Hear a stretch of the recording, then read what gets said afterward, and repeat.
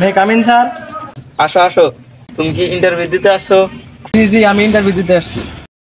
আচ্ছা, তোমার first question, Asia মহাদেশের সর্বোচ্চ বড় কবি কে ছিলেন? রবীন্দ্রনাথ ঠাকুর। বাহ, খুব সুন্দর, খুব সুন্দর হয়েছে। আচ্ছা, তোমার হলো সেকেন্ড কোশ্চেন, বাংলাদেশে একজন দেশপ্রেমিকের নাম বলো। আছে তো অনেকজন, যেমন ধরেন শেখ মুজিবুর রহমান। বাহ, অনেক সুন্দর, অনেক সুন্দর, জিনিয়াস। তোমার থার্ড কোশ্চেন, বলো তো বাংলাদেশ কবে স্বাধীন হয়েছে? হওয়ার কথা তো ছিল 1948 সালে, হয়েছে তো 1971 সালে। বাহ বাহ, খুব সুন্দর হয়েছে, অনেক সুন্দর, জিনিয়াস। আচ্ছা, তোমার লাস্ট কোশ্চেন, বলো তো মহাকাশে কয়টি তারা আছে? এটা তো এখনো জানা যায়নি, বিজ্ঞানীরা এখনো গবেষণা করতেছে। খুব সুন্দর হয়েছে, তুমি এখন আসতে পারো। Okay sir.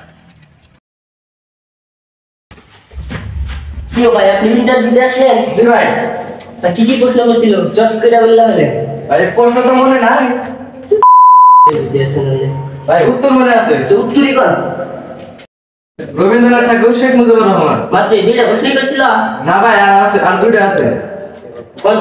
হওয়ার কথা তো ছিল 1948 সালে, হয়েছে 1971 সালে। এটা এখনো জানা যায়নি, বৈজ্ঞানিকরা গবেষণা করতেছে। ও জান ভাই,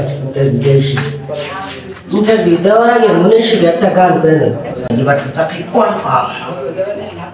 এই চাকরি নমু বেতন পামু, কক্সবাজারে নীলার সাথে দেখা করমু। নীলা তুমি রেডি থাইকো, যাইমু আমি অতি শীঘ্রই। সামনে ঢোকার আগে একটু ভদ্রতা নিয়ে নেই।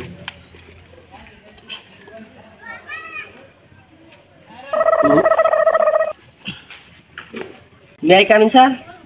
হ্যাঁ, আসো আসো। আচ্ছা, তোমার ফার্স্ট কোশ্চেন, তোমার নাম কি? রবীন্দ্রনাথ ঠাকুর। তোমার বাপের নাম কি? শেখ মুজিবুর রহমান।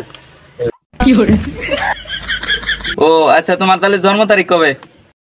হওয়ার কথা ছিল 1948 সালে, কিন্তু 1971 সালে হয়েছে। এ মিয়া, তুমি কি পাগল?